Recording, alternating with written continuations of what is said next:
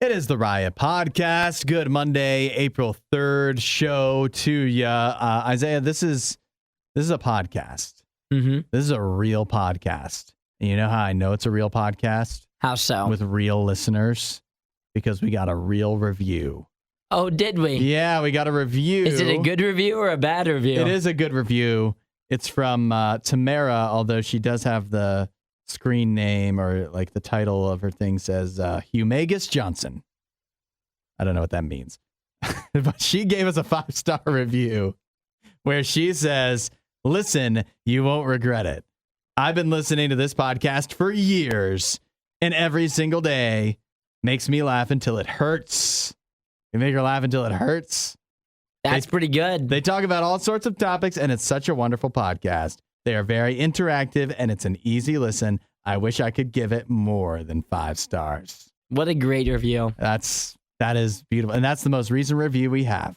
That's a good review to be sitting at the top. Yeah, I like right. that one. I almost don't want to tell people to go review the podcast more because then it would knock that one off of the first one you would see when you look at the reviews. But then again, if you can write an even better one and also give 5 stars, I'll take it. That's a good way to do it. Give Tamara a run for her money. True. So that's a reminder. You know, sometimes we do this show and you just never know. You just forget. You do forget. But there's a reason we're putting this out there. That's a good reason for Miss Tamara. Yeah. I'm up for it. I'm always up for a good review. Makes me feel better about myself. I love that. Yeah, it does make me think, though, that every time I leave a review, it's always bad. I've got a bad review. You've got a bad review? TR. You left a bad review for Texas Roadhouse. I didn't leave a bad review, but I can leave one right now. Well, how did bad review for TR. You don't leave bad reviews for Texas Roadhouse. I love TR. You guys all know I'm a big advocate for old Texas Roadhouse. It must be real bad then. It was bad. So it all starts. It's just me, my mom, my dad. Yeah. We get seated right away, no big deal. It's pretty busy. I mean, it's a Sunday afternoon. Pretty busy in there. But at the same time, it's always quick. They're good. Yeah. They're always good. It's the same location I always go to. They're always stellar. My server, she was fantastic. I forget what her name is. I think it was Kristen or something. Okay. She was really good. Sounds like a server. Because she was coming around because she knew how bad it was. How long we had waited. And guess what? You know what the kicker was? It's one thing to wait a long time at TR. Uh-huh. But I got the food. The food was good. Okay, good. So the food was good. Yeah. It's always good. Yeah. The food was good. We just waited a really long time, which is, yet again, for me, I'm hanging out with my mom and dad on Sunday. Yeah. I don't have anything going on. Not a big deal. We weren't starving or anything. And you would think... So then why are you leaving a bad review? But listen, usually when you wait at TR for a long time, it's not a big deal. Yeah. Because what do you always have? You've got rolls. Oh. No rolls. They didn't give you rolls? Did you ask for rolls? We asked for rolls. And they said... The roll machine. I don't even know how there is a roll machine. Yeah. Broken. Well, that's unacceptable. Unacceptable. But they did. And yet again, this is what I do for TR. You know what? They were trying. Uh-huh. They brought around loaded fries instead. Oh. Which, pretty good. Yeah. They were solid, but... Did they comp you the fries? They did. They comped the fries. Nice. Just like they would the rules. rules. You can't be so upset? Yes, but it was just not my typical TR experience. Did they have the bags of peanuts? I know they don't just have the peanuts They had bags of peanuts, Did yes. you grab some of those? We had some of the bags of peanuts. Okay, so I don't see what there's to complain about. But I mean, we waited for so long. I mean, if you just wait a really long time at restaurants, that's you can complain there. So how many out of 5 stars then? It was probably how many for stars TR. Does that lose? Yeah, it was a 2.5 experience for sure. Food was so good, but for TR standards, they have higher standards for me. Probably. And you think about the rolls, like why are you coming to Texas Roadhouse? The rolls are a big part of it. It's one of the top reasons. It's one of the top reasons you're going. If they had the rolls there and we had to wait as long, not a big deal. But not having the rolls, and yet again, they did a good job. I'm not upset with the customer service. It's just, it was kind of crappy that they had no rolls and we waited so long. Did they have an excuse for you besides, obviously, the roll machine was down, but like for the rest of the food taking forever? They said that they had some new people back there. That's what Kristen said. Oh, blame the new people. Blame the new guys. Yeah, so throw them under the bus. Good old Johnny. He's brand new. He doesn't know what he's doing yet. I'm like, it was a bad experience at old TR. Time. Be patient with But you know what? I will go back. Because even though they gave me a bad experience, they still tried to make it good by giving me they comped those fries, the loaded fries, comped those like they were trying. but it's just not quite up to the TR par. I know? think that'd be a good review for our show, even though we might give you a bad experience. We're trying. We're still trying. Goodness gracious, we're just trying. We're not giving you the nice cinnamon roll, like those perfect rolls. We might not deliver the rolls every time. We're trying with the loaded fries. Like, we're trying to give you something. We're doing our best. And we got some new people here because Nikki's not in. Nikki's not in. Isaiah kind of counts as a new person. I'm the new chef in the back that's making this thing take forever. Throw you under the bus. All right. Well, enjoy the show. It's we tried today. We tried hard. And leave a nice review regardless. Your For You page would be a lot more fun if it had Hudson, Nikki, and Isaiah. Follow at RadioU Official on TikTok. The Riot. Radio U. Isaiah, how was your weekend? Was it a good weekend? Mine was pretty good. Yeah, it was a pretty good weekend. Anything to report? Nothing off the top, too remarkable. Out of the blue? Because for me, what I have is I was receiving a lot of pressure over the weekend to add a new member to the family. We're talking a dog. Oh, you're talking the dog thing again? Yeah, I almost, almost is a big word. But I was getting a lot of pressure to pick up a new pup from over Angela? The weekend. From Angela, my wife, but actually really from all sides. I was the holdout on this dog thing, which makes it feel like it's going to happen, but I am steadfast that we're not adding this dog to the family. Oh, you're for sure adding the dog. But here's how it all went down. Saturday, group of us hanging out. One of the things we did, swung into one of the pet stores, just, looking dangerous around, game, browsing. Bad idea. But the people at the pet store, they've heard that before, and so they pull out the cutest Bernese Mountain Dog. Oh my goodness! Yeah. So that's not a small addition to your house either. No, it's not. Nowadays it's still a puppy. Yeah. Still a puppy. For about 6 months, it'll be a small addition. But we didn't say a word. We walk into the pet store. We're looking around. There's all the puppies in their little windows and whatnot. And we didn't have to say a word. This woman brings us the Bernese Mountain Dog puppy.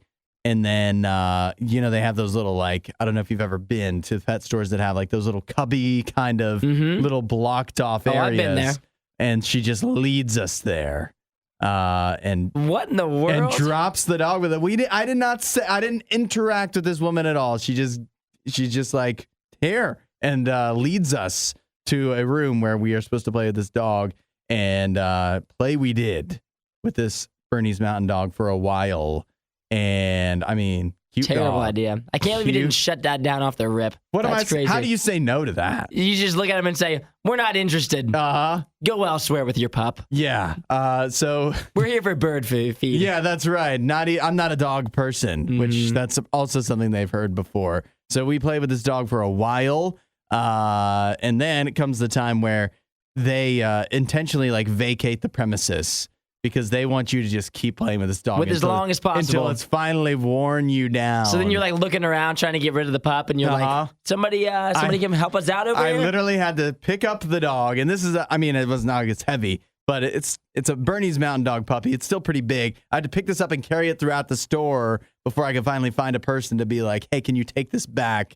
And they're like, oh, take it. What do you mean take it back? And so, you look so heartless. Yeah, I really did. Can you take this thing away from me? And I will tell you that it came as far as a price was asked. Really? A price was asked. How much was it? A price that was too high for me to pay, and it always will be. But, pictures have circulated. Other family members are getting involved. My mother-in-law, who's not even a dog person, she wants a dog. You've got to get the dog. The dog has been named. You're talking about the dog. You're talking just this Bernese Mountain Dog. Yeah. Not like you guys just add another dog. You're talking about that dog. No, she saw the pictures and stuff, and she said, "You guys, you got to get that dog." That's a big dog. And a dog. The dog has been named, even though we don't own it, and there's no intention of me buying it and owning it. It's been named Millie. We've given it the name. I think that's because it costs $1 million. Millie. Yeah, so That's a good dog name. I'm holding out, Isaiah. I need you to help me stay strong. That this dog is not coming into my home. I'm all. Dang, I can't decide if I want to try to encourage you or just work against you. The fear of the dog is already enough trouble I can't add a rambunctious puppy that's going to be the size of a house. I was going to say the Bernese Mountain Dog thing. That's an undertaking. That's a big pup. But it's not happening. Hey, they're already eating anyways. Might as well do it on the show. The Riot with Nikki and Hudson. Radio U. Isaiah, have you heard about the salmonella outbreak? I think I read something about this. I mean, you are the newsman here. Mm-hmm. Well, maybe you should put this in your news, that the CDC, the Center for Disease Control, has put out a warning regarding a salmonella outbreak that has sickened 11 people. No, 11. It has sickened people in 11 states over the last couple months. And the warning says this: stop eating raw cookie dough. Well, that's not going to happen. Yeah, that's right. We've all heard this before, but this actually makes a lot of sense as I go through here. They've said, the CDC says that 12 people have at least been confirmed to be a part of this salmonella outbreak. Now, they say that means that likely many, many more people have gotten sick as in regards to the same strain, but they just, it's not been reported. They haven't been investigated to make sure they were a part of it. But nevertheless, there's a salmonella outbreak going on, and they think that it's tied back to flour. They think flour is the cause of the salmonella outbreak. Bad flour or something? Yeah, they say bad flour because while most people don't consider flour a raw ingredient, in truth, it actually is. It hasn't been treated before you cook it in your cookie dough or whatever else you're putting it in. It has not yet been treated for some germs that can cause food poisoning, including salmonella. Interesting. My overall thoughts on it, I would say, the majority of the things that my life that I find joy in are usually risk-taking things or things that aren't good for me. You're a bad boy. So this is one of those times where the CDC is going to tell me this is probably bad for you. You're taking a risk to eat this. But at the same time, it's just one of those risks you take in your life just for your happiness alone. Yeah. I mean, you just have to weigh the costs and benefits. Is it more important? Does it benefit you more to enjoy the taste of raw cookie dough than it does the cost of possibly getting salmonella and having food poisoning? It's not likely to kill you. You're not gonna die, probably. Probably from cookie dough. Yeah, you wouldn't think, right? Yeah. I mean, I don't know if that's for sure true or not. I'll go ahead and just say that now. But at the same time, if you put cookie dough in front of me right now, I'm 100% eating it. I'm seeing here that 12 people, so it's 12 people in 11 states, and 3 had to go to the hospital for it. Okay, well, that's kind of serious. I like those odds. 3 people went to the hospital?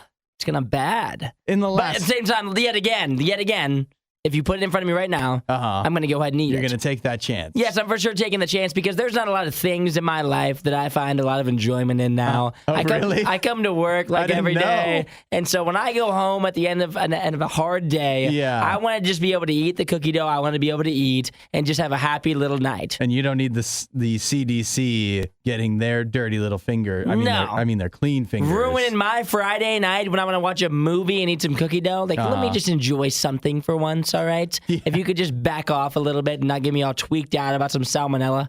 It is. Well, you're just going to have this thought floating in the back of your mind, especially when you consider that they're specifically calling out cookie dough because they were able to interview 7 individuals who had been affected by the salmonella outbreak. 6 out of the 7 said that they had cookie dough. That was the one common ingredient for 6 out of the 7 folks. Checks out. I mean, it checks out. Yeah. It sounds like we know the culprit. And so now it's just up to you whether you want to take that chance, take that risk. Do you want to get salmonella? They have recipes for egg-free cookie dough just for this very purpose. They do, yeah. Sounds like we need flour-free cookie dough. I'm thinking so, but at the end of the day, I mean, I'm still gonna eat it. How much could flour add to the taste of cookie dough anyways? Yeah, exactly, man. Just flour. It's kind of pointless. I think it's more of like how the cookie looks more than how it tastes. Just substitute it with more sugar. There you go. Double down on the sugar. It'll probably be fine. The words too expensive aren't in Nikki's vocabulary. This is The Riot. Radio U. There was some drama in basketball over the weekend. The NCAA tournament. I'll actually start with the women's NCAA basketball tournament because a champion was crowned, and that champion is LSU.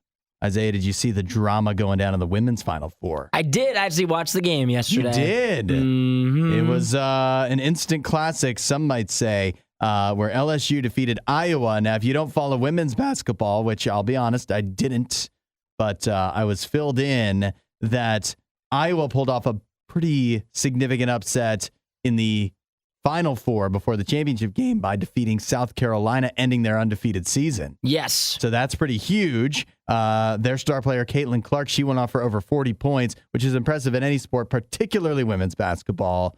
But then she was on the receiving end of some taunting last night. She was. Angel Reese. Would you consider her the star player for LSU? Yeah, she's probably like one or two on their team. One of their top players. And she went ahead and hit Caitlin Clark of Iowa with the John Cena "You Can't See Me" taunt. That got some people up in arms, very upset about it. What's your feelings on the taunting situation? My feelings are Caitlin Clark the whole tournament was like kind of taunting a little bit, but it wasn't like after the game, after you've already won. It was like during the game, which is different. Yeah. Which is different, I think. And also, she's the best player in the tournament by far. So if when you're the best player in the tournament, it's okay to do that stuff. I feel like you get a little bit more leniency. Yeah. Angel Reese, a very good player. I think during the game, that's fine. I think after the game, you should just celebrate the national championship with your team probably and not worry about the team that you beat. Well, see, I'm a guy that likes to have fun. Yeah. And I think it's fun to taunt people. You think so? Even after the game? Even back in Little League, they kicked me out because I kept menacing with the other children. Even though I never got a hit for a whole season, I'd still taunt them. Yeah. And so that's why maybe it's also that I didn't get a hit for a whole season. That could be it too. But they did kick me off the team. But that's besides the point. I think it's okay. Because also you don't know Caitlin Clark. You don't know what kind of taunting she was doing throughout the entire game. And Angel Reese and LSU, they're letting their play speak for itself. And then finally at the end of the game, it's just like, you know what, one last little jab. Because they even point out here that Caitlin Clark had handed out this exact taunt against Louisville earlier in the tournament. She did. So you won't see any tears from me over here. Yeah, I would say, and the other thing I'll say too, Caitlin Clark should have been the most outstanding player of the tournament. It's insane she wasn't. That is egregious. The most outstanding player doesn't necessarily have to be on the championship winning team. She carried the team. She's the only reason people are watching women's basketball right now for the most part. It got way more viewers than it ever has. And she dropped 40 points the past 2 games and then 31 the game before that. And the person who won it, Angel Reese, never put up over 22. So that's egregious. Questionable for sure. Now, turning our attention to the men's tournament, Saturday night you did get a great game between Florida Atlantic and San Diego State. I don't know if you saw that one. I watched almost the entire thing, although there was a point in the fourth quarter, in the second half, where I don't know how many minutes were left, but Florida Atlantic was up by 14 points. And it seemed that game over. And then San Diego State started to get to go to the free throw line. And it was so egregious, it was so just outstanding that San Diego State would miss the second free throw, not intentionally. Every time. They just were not hitting their free throws. They couldn't hit them. Which normally would kill a team. But what killed Florida Atlantic was they kept allowing San Diego State to get an offensive rebound off of the free throw, which is unacceptable. It's astounding you could get to the Final Four with that kind of play. And Florida Atlantic wound up blowing the lead. An amazing final play from San Diego State. And I don't know if you've seen footage of like a Florida Atlantic bar in Boca Raton, Florida, where of the crowd watching the buzzer beater. I can imagine it was sad. Yeah, sad. And then they look around and then, people are upset and then they realize, oh yeah, we're in Boca Raton. Let's just walk outside. Yeah, we'll walk outside. Yeah, we'll be okay. Enjoy the warm weather. That we got nothing to be upset about. Florida Atlantic shouldn't, normally wouldn't make it here anyways. So, you got a prediction tonight is UConn against San Diego State late for the NCAA title. Who are you picking? UConn. You're picking UConn, huh? I mean, UConn. Going out on a limb. UConn has not been just even slowed down the whole tournament. They have literally rolled every single team they've played. It has not been close once. I think they've won by double digits in every game. Every single game. It's been a pretty incredible run, and nobody's really been talking about it because they're like the most favorite out of these 4 teams that made it to the Final Four. Yeah. But they are just rolling everyone. If they lose tonight, I'd be pretty shocked. Well, that's why they're due for a downfall. That's why we play the game. San Diego State. You tell them Hudson picked them. You can do it. You won't hear a show like this anywhere else. And that's probably for the best. The Worst of the Riot. Radio U. Isaiah, I'd be surprised if it appeals to you. Are you a ranch fan? I like ranch. You like ranch, but I know you're not Mr. Ranch. I'm not obsessed with ranch, but I will use it for a myriad of things. I know you're not Mr. Ranch because previously on the show, on a previous episode of The Riot, we had a debate over the best fast food not fast food, but just the best condiment, the most essential condiment. Ranch, in our debate between you, me, and Nikki, we never even mentioned ranch.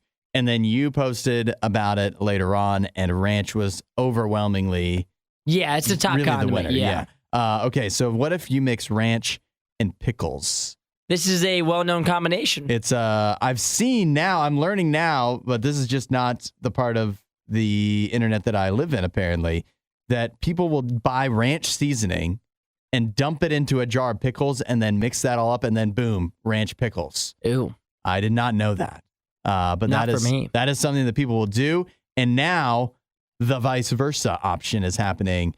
Hidden Valley Ranch has unveiled their new pickle ranch flavor. And this is not an April Fool's joke. This is real. This is sincere. This is an actual product you can buy exclusively at Walmart for a suggested price of $4.88. I have seen people do some reviews of this, and they seem pretty positive. They enjoy it? People have liked this so far that I've seen online. Mm-hmm. They said the main thing that they said it was really good with, they said with vegetables, they said it's like solid. They said fries. Okay, it was pretty solid. Fries. Fries. They said it was pretty solid with that. I saw someone try a fried pickle with the ranch pickle, and they said that was good as well. Pickleception. Yeah, a lot of pickle going on. Yeah, I mean, again, clearly this is not for me, but the first thing I was thinking was, what would this, if this was the type of thing you would enjoy, what would you enjoy it on?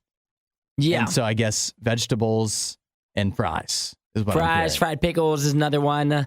I saw someone try a chicken nugget with it. They thought it was pretty good as well. Burgers? Would you do burger? I guess you could. Yeah. If you like ranch on your burgers. I don't know if ranch and burgers, those go together. I think so. I mean, if you're a real ranch super fan, it goes on everything, right? Yeah, it's fair. So that it makes sense, although maybe that's not the first option. What about here's one, ready? Yeah. KFC chicken sandwich.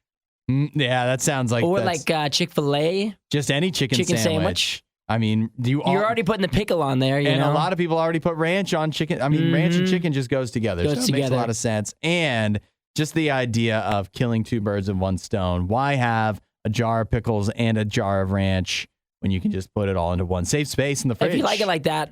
I'm not a huge pickle guy, so for me, this isn't as enticing, but I know that this caters to a large audience. Yeah, it's surprising that it took till 2023 for this to happen. It is actually the case. Well, although this isn't for us, you can see what we thought of the Hidden Valley Ranch ice cream. We tried that last week, and that's posted up on the Radio U Riot Facebook page and YouTube channel. The only thing Isaiah loves more than the Riot is himself. Someone who probably still lives with his mother and hates himself. You're listening to the Riot on Radio U. Credit where credit is due to a new Guinness World Record holder.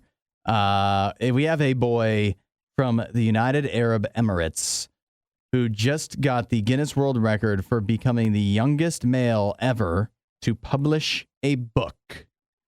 4 years old, 4 years, 218 days to be exact. He just published a book. He's 4 years old. How is that even possible? How is that possible? Maybe his dad owns like a publishing house or something. He's just writing for him, too. It could be, especially when I see that his sister currently holds the title for the youngest person to publish a bilingual book. How old was she? 7 or something? It doesn't say, but yeah, bilingual. She already had that book, already had that record locked They're down. like, well, little Tommy needs something too. Yeah. So his name is Saeed Rashid Al-Mahiri, and he followed up his older sister by taking the title of the youngest to publish a book. It's called The Elephant, Saeed, and the Bear, if you'd like to ever I bet the plot line is terrible. Probably. It probably is bad. You might be thinking, what does a 4-year-old have to say? But think about it, Isaac. I don't know if you've ever read, you were a child once, children's books. I did used to read, yeah. They don't need to have much of a plot. They don't have to, no. This kid could put anything in there. And actually, that's why I've often thought, I don't know why I haven't written a children's book. I think I have a lot to offer for young minds. You think so? I think I could give them at least as much as they're getting out of any other children's book. Yeah, like Green Eggs and Ham. Yeah. Well, I don't know. That's like That's pretty epic. That's upper echelon. I'm not saying I could compete with. You can't be rhyming. I don't know. That's a whole other Actually, skill. that's all you need to do to publish a children's book is just to be able to put some rhymes rhyme. together. Yeah, the egg had a peg, and then it had a leg. See, look. There you go. I've got a children's book right there. So that is, but it is impressive nevertheless. 4 years old to be able to write and publish a book, to have the attention span to write some kind of book, and then to be able to get it published. What were we doing at 4 years old? My issue with this, and this is a stance I'll take across the board here for a lot of things similar to this, is when children... You're going to criticize a child? I'm going to criticize a child. I'm going to do it. When they have kids like this, you're like 4 years old, they get something published, right? If I, as a 24-year-old man, let's say that I have been working my whole life on publishing a book. If I tried to publish the exact same book... The Elephant, Isaiah, and the Bear. If I tried to publish this exact same book that this 4-year-old apparently wrote, they would for sure turn it down. Because it's like, he's not a child prodigy, so... Unfortunately, sir, I know that you've been trying to get your book published for 10 years now. Yeah. You're just too old. If you were 6, we would publish this. But since you're over the age of 20... It's no longer cool for us to publish your book. You raise an interesting point, and I think I have to agree with you. If you tried to publish a book now, a children's book, I don't think it would fly. No shot I would get a chance. I don't think you could write exactly what this boy wrote, and you would not. It wouldn't get off the ground at all. Nope. So that is unfortunate, but congratulations to him, though. It's a big accomplishment. The thing now that I wonder is, how do you follow this up? What's he got next for us? He's 4 years old. What's he going to do at 5? It's all downhill from here. Like, what else you got? He's got 90 more years where he'll never get a Guinness World Record. I mean, yeah, when you get a Guinness World Record when you're 4 years old, it's harder to top that the rest of your life. Disinformation, mispronunciations, bad impressions. That's Hudson. This is The Riot on Radio U. Does this make you concerned? You might recall there was all kinds of hullabaloo about UFOs that were being shot down over the United States and Canada. If you go back to the month of February, is when a lot of this was taking place. Obviously, there was the confirmed Chinese spy balloon that traversed the United States before it was finally shot down over the coast of South Carolina. And then we had 3 other incidents where other UFOs were decommissioned in Alaska, Dead Horse, Alaska, the Yukon in Canada, and then over the Great Lakes in the United States and Canada. And this may or may not be a surprise to you, but there is video footage from all of these objects getting shot down, right? Yes.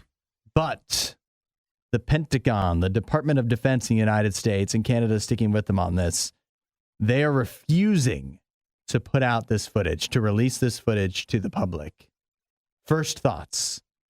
So they're refusing to let out the footage of them shooting down the Chinese spy balloon and all the other things going on. Other things that we don't even know. They are literally all the other balloons. Unidentified flying objects. We don't know what they are. They could be balloons. Could they be something else? Possibly because we haven't said. We don't have an answer. They won't release the video of them shooting it down. They refuse to release that footage. I can tell you that the Daily Mail made an inquiry, not the most reputable organization, but nevertheless, they were told, this is a quote from someone from the Department of Defense. I can tell you that there is not currently any images or video footage that we can release, according to the Pentagon. See, I'm just not sure they really shot it down. Now you're disbelieving that. We got audio of when the UFO was shot down over Lake Huron. We've got audio, So but we don't have video. I think. What's the audio sound like? So you don't even believe that?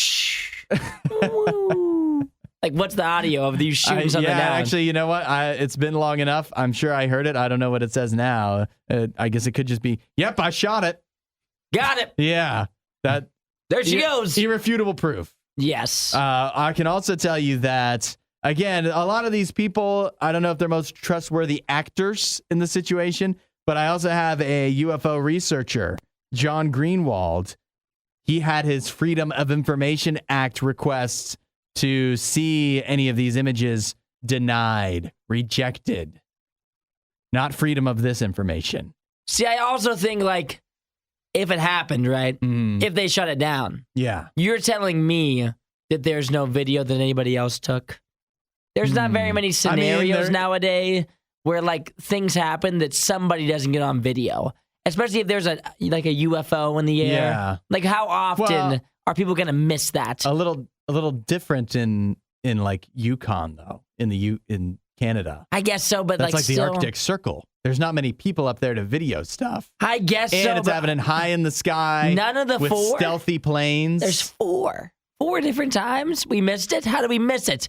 Can you imagine all the times that you're just walking down the street and people are taking random videos of whatever mimosa they're drinking or whatever it is on their Sunday fun day? There's no way they're missing the UFO in the air. Not once, not twice, not 3 times, but 4 different times. Nobody got a video.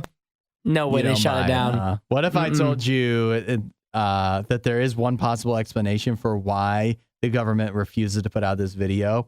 Is that some have theorized that one of the items they shot down, the one that they shot down over Alaska, was a $12 balloon launched by the Northern Illinois Bottle Cap Balloon Brigade. Wait, what did you just say? This is sincere. They believe that the United States, one of the things they shot down, the one they shot down over Alaska, was a $12 balloon that was launched by the Northern Illinois Bottle Cap Balloon Brigade. The Northern Illinois Bottle Cap Balloon Brigade. And so nobody... That's like a club? The United States doesn't want to let that actually be confirmed because that'd be kind of embarrassing that they spent all this time and money on their, these planes and whatever. What a waste of time. And these missiles, and they believe that that's what they shot. That a $12 balloon. Yeah. Now you think about a balloon, a $12 balloon, that's like a decently pricey balloon. Maybe it's a big balloon. But does it need to be shot down? I would probably lean that may not be a threatening thing if I had to guess. The Northern Illinois Bottle Cap Balloon Brigade doesn't sound very threatening. It probably said like happy birthday on it or something. Yeah. With little knows? Streamers coming off. Uh-huh. Wow. Well, that's why they don't want to let us know. When you hear that though versus it was aliens, that sounds... We used to be so cool, the USA did. Yeah. Look at us now. We're shooting down the bottle cap balloon brigades. We're shooting down balloons. My grandfather would be so upset. This is what it's come to. This is what it's come to in the United States. This is what they're making our fighter pilots A bunch of softies. Add a little riot to your Instagram feed.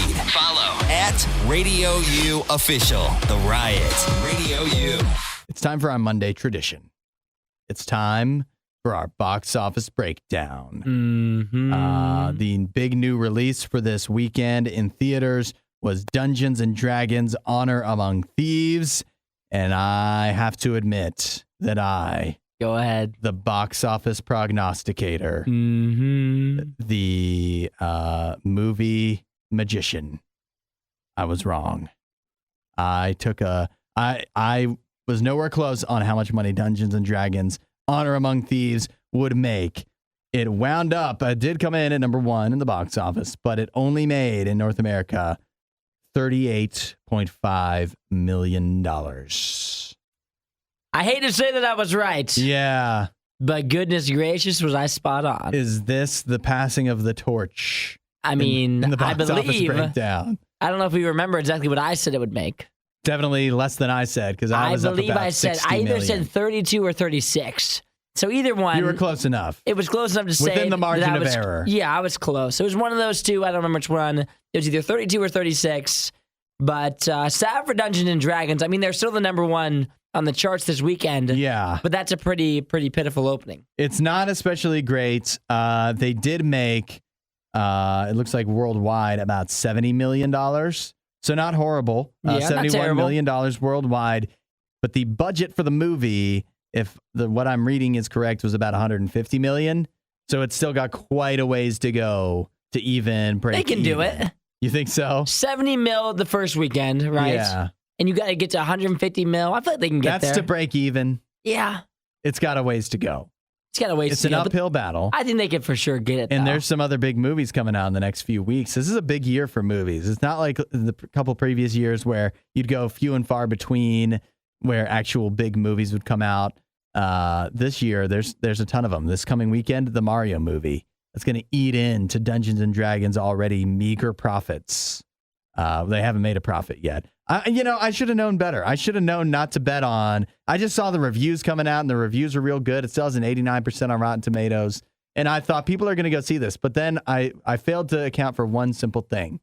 It's Dungeons and Dragons. Yeah, it doesn't have that kicker that John Wick or Mario or any of those movies, or any Marvel stuff, like where you have those loyal fans. Mm-hmm. I'm sure Dungeons and Dragons has loyal fans, but that's more of a niche It is fandom. Definitely a niche. Even where though John Wick, a little bit wider, a little bigger. Yeah, it's just a tiny little bit. That's right. And Dungeons and Dragons, the other thing is, if you followed the promotion going up to the movie, I believe there was some hardcore Dungeons and Dragons players that were not pleased with the movie. So that's another thing to take into account. There's always somebody upset. That's right. The hardcore fans are hard to please, even though they usually wind up going anyways. But number 2 in the box office, John Wick Chapter 4 still made another $28 million. That's not bad for a second week. That brings it to $122 million North American overall. Number 3, a movie called His Only Son made another $5 million in its first week. Then Scream, and then Creed. Isaiah, did you watch anything this weekend?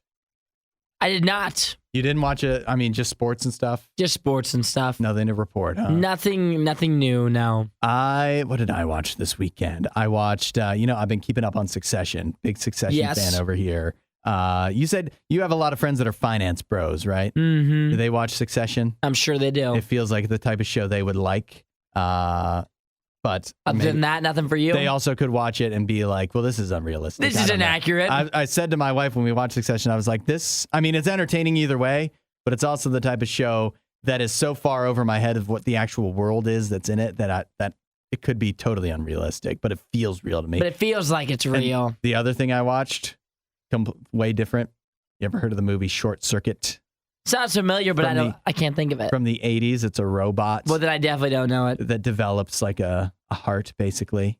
Doesn't want to die. Sounds lame. Comedy, starring Ali Sheedy and Steve Guttenberg. Oh, I see him here. Enjoyable. I had a good time. I'm glad you liked the Short Circuit movie. Hudson, Nikki, The Riot on Radio U. I have a man here. He's a Chinese guy who... he's getting up there in years. A middle-aged man, I guess we'll say. He was trying to raise money to start a family because he's still single, okay? So he starts a business growing watermelons in the country of Myanmar. It's a different country. Seems like a slow way to do it, but you know what? I like it. Well, you could say that, but it says it was working out for him. This guy... watermelon business was booming. Okay. The problem was now, he was doing this all because he wants to have a family. He's like Michael Scott of watermelons. Okay. And so he kept in touch with some of his friends back home where he had grown up, but he was unable to find a woman in the area that he could really connect with, And so fortunately, one of his best friends is like, hey, my wife has this girlfriend. Why don't I put you in touch with her? And they kind of started a long distance relationship. You see where this is going yet? It doesn't sound good. It does not sound promising. It does not sound good. So they actually hit it off. This guy and they did. His best friend's wife's friend. They hit it off. They wound up chatting it up, talking for over a year. before this guy finally discovers that he was talking to his best friend's wife the entire time. Catfished. He had been The old catfish. The old catfish in real life. This is a real story. Sometimes, I don't know if you ever watch Catfish. I've seen it, yeah. I've watched a lot of Catfish, and I do question the Catfish storyline a lot of the times. I'm like, really? You've been talking to this person for 6 years? And you guys never FaceTimed. You've never video chatted this entire time. You've never sent a picture to each other that's like live. Really? You never thought to do that? Seems odd. So this one though, this is actually confirmed real. And as is the case in so many catfish scenarios, this wasn't even his friend trying to be nice, like, here, honey, this is my friend from back in the day. He's got a watermelon business in Myanmar, far abroad, but he can't find a woman. So, just entertain him. Yeah, entertain him, keep him mean. company.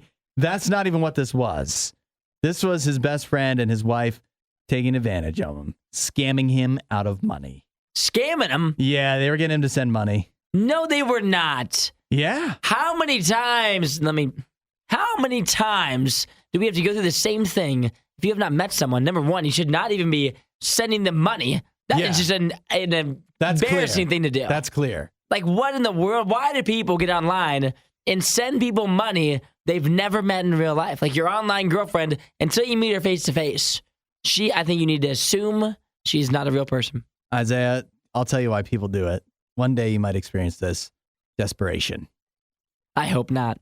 One day. I hope not. Yeah, I hope you don't get to this point. And if you do. How much money are we talking? I'm going to replay this segment for you. How much money are we talking?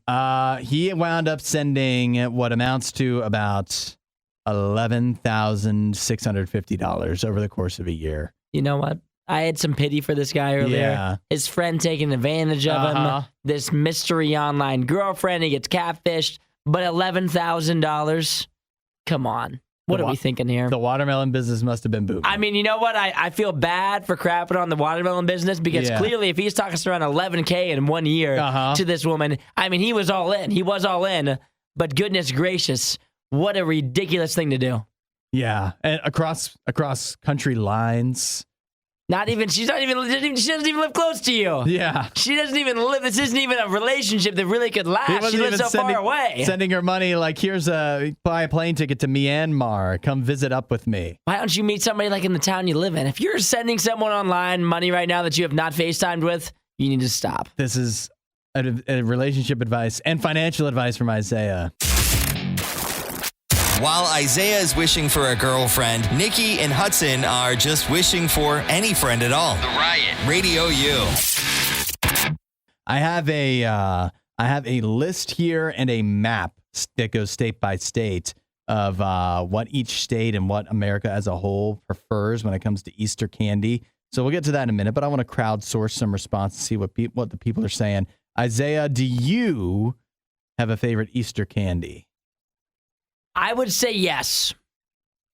Okay, I asked that. I didn't. What is your favorite Easter candy? Oh, my favorite Easter candy. Yeah, that's on me. It's been going back and forth here as I look at this list of ones. I would probably say it's got to be the Reese's peanut butter egg. The Reese's egg, huh? I think that you can't really go wrong with that.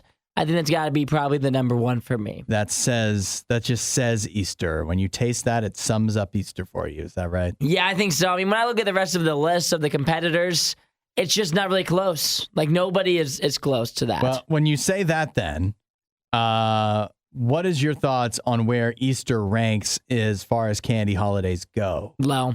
It's not, you don't like it? It's comparatively so to Halloween, obviously, we're putting that at number one. You think, but Halloween, what is Halloween's own special candy, though? I don't know if that's its own special candy, but I think candy goes with Halloween. Easter and Christmas have their own special candies. So does Valentine's Day.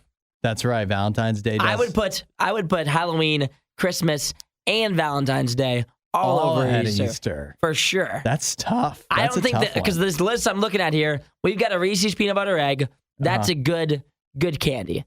Everything after that, I mean, you're not picking. You're not taking. There's something on the list that I do enjoy. And so I'm not going to throw and there's some things that I think I'm looking at this list that are completely missing. So text in at 8772 Radio U. Let me know what your favorite Easter candy is. Also, maybe let me know where you think Easter ranks as far as the candy holidays go. Just when you're talking candy only, is Easter better than Christmas, better than Halloween, better than Valentine's? Let me know, and I will get here the list from Instacart on what are America's favorite Easter candies as a whole. We'll get to that coming up next. Find more Riot content online. Riot.radiou.com.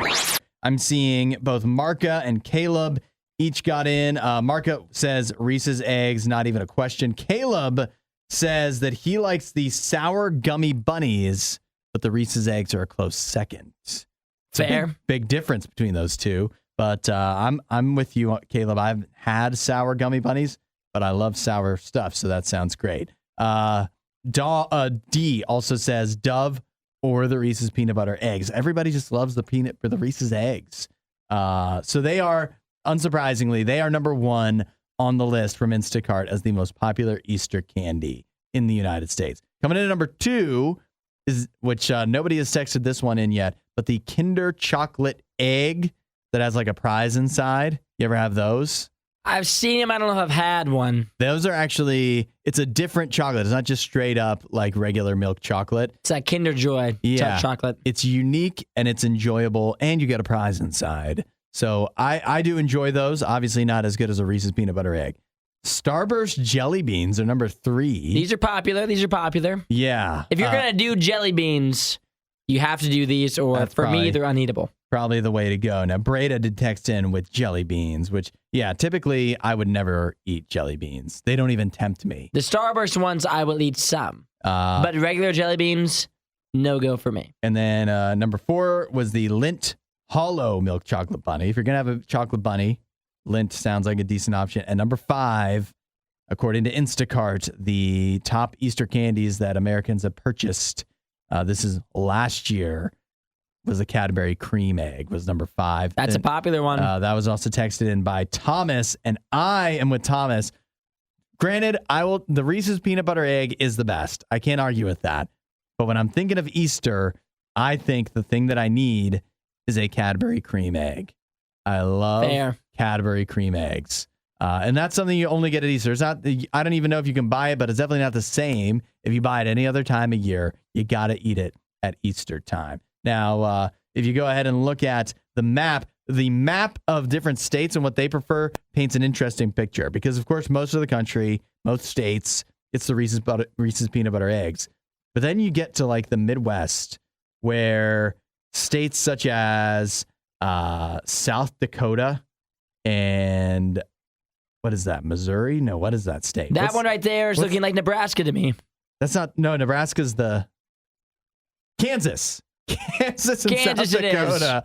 Kansas and South Dakota, along with West Virginia, Florida, and Alabama, all prefer their favorite chocolate for Easter, according to Instacart, Hershey's milk chocolate. Well, that's lame. That's so lame. You can get that any time of year. I guess maybe if you're doing the bunny one, if it's the bunny, at least get it in the shape of a bunny. Yeah, it's fine then. If it's in the shape, we'll just say it's in the shape of a bunny. Yeah, to make them give them better. the benefit of the doubt. Yeah.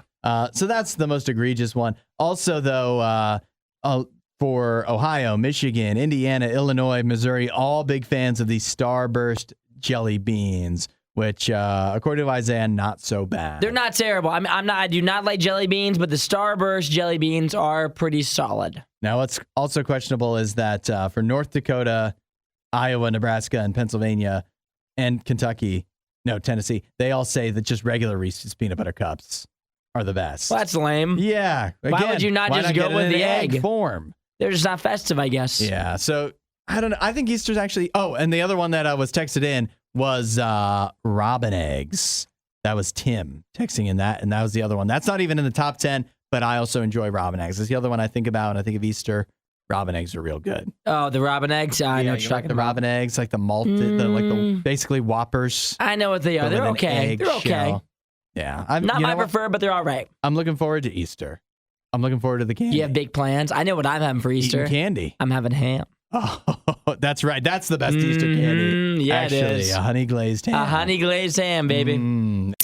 We're not sure who behaves worse, the Riot or their dogs. I don't even know how to behave like a real human being. The Riot, Radio U. The NBA has looks like they have a new collective bargaining agreement they've reached with the NBA Players Association. Now that's good news, right, Isaiah? Because that means that come the time when the current collective bargaining agreement expires, that means there will be no strike, there will be no lockout. Everybody's come to an agreement, so the NBA will not go away at any time soon. But with a new collective bargaining agreement, it means some changes are going to be coming to the NBA in the future. Some of them, I want to take your temperature on these. First of all, players are going to be required to play at least 65 games if they want to be eligible for any of the big awards, MVP, I'm assuming Rookie of the Year, that type of stuff. The big award, Defensive Player of the Year, all that. You got to play at least 65 games. It's a requirement or you're not eligible. What say you? That's fine with me. That's fine. I mean, usually the players that win those awards, they usually play a bunch of games. So I would say not a huge change, but I'm okay with that. That works. It makes sense. But it is true that, that will be shown as a thing of hey, look, we're trying to stop guys from just randomly sitting out games, but nobody's sitting out enough games to, if they're getting down to 65, they're not going to win the MVP anyways. Yeah, exactly. So that's, but it's not bad though. It's not bad, no. They've also tried to do a few things to equal the playing field so that smaller market teams that don't have as high of a payroll or whatever, or maybe aren't as glamorous locations, still have a chance to get and retain top players, which has always been a problem for the NBA. But then this is the biggest change. They've also announced that there will be an in-season tournament during the NBA regular season. Okay? In the in-season tournament, here's how it works. All teams there'll be pool play games that include that are included in the regular season standings, but they're also for this in-season tournament. The top 8 teams in these pool play games advance to a single elimination tournament that would be in December, and the final 4 of those teams will face off at a neutral site, probably Las Vegas, because they don't have a team right now, but that would be a hot spot for it. And then the top teams that play in the 2 teams that make it to the championship would actually wind up playing 83 regular season games. What is your reaction before I tell you mine and the internet's reaction? I think it's just pointless. I'm being honest. I don't really think it does anything. What's the difference? I think it's just playing games just like you would anyway. I don't think the guys... kind of sounds like it. I don't think the players care. Do they care about an in-season tournament? I don't think so. Because it's not the real thing. It seems to be the top reaction is that this is going to be a reason for some of the lower teams that don't really have a shot at the playoffs, something for them to care about, because by the time this tournament comes around, maybe they're actually taking it seriously when nobody else is, and they steal a few games and whatnot and wind up winning this game. Yeah. The players do get, players and coaches get additional prize money if they wind up, succeeding in this tournament. Wind up winning. In this meaningless tournament. But the internet not taking to this well, and I'll say to me too, I'm the type of guy that likes to push back, play devil's advocate, be a little obstinate sometimes. But even me, I'm like, what is the point of this? Why are you doing this? It's just the same thing. It feels stupid. You're just playing games that don't really mean anything until the end of the season. You can't just have a separate standings and be this team actually is the champion of whatever this is. Of this in-season, mid-season tournament. Nobody's gonna care. The players aren't gonna care. Nope. I'm not gonna care. Mm-hmm. So that is where the NBA is headed. Right. It feels like a real goofy move, doesn't it? It feels so tacky. That's what tacky. I think. I think it feels really tacky. I think it feels just fake. I think it feels fake. I hate it, honestly. I wish they would not. I think it would be better if they just minimize the number of games. Yeah. If you want the games to be more meaningful, minimize the number of games. But the NBA won't do it because they like to make money. Less money, less TV, less stuff to put on TV. But man, is it just a goofy thing to do? It's You're really going to be super tacky, celebrating yeah. if the Cavaliers win some tournament in Las Vegas? No. Like, it's not at all. I mean, I'll feel good about us winning games, but I'll feel good about us winning games if we were just winning regular games. But if it's not the NBA title, if it's not the NBA Finals, what does it actually mean? It means nothing. It means a whole lot of nothing. This is a whole big mistake from the NBA. I mean, you know, at the end of the day, they're just playing games they were going to play anyways. They're just doing it in a stupid fashion. You just heard the worst of the worst. We'd give you the best of the best, but we'd have to find that. As soon as we do, you'll be the first to know.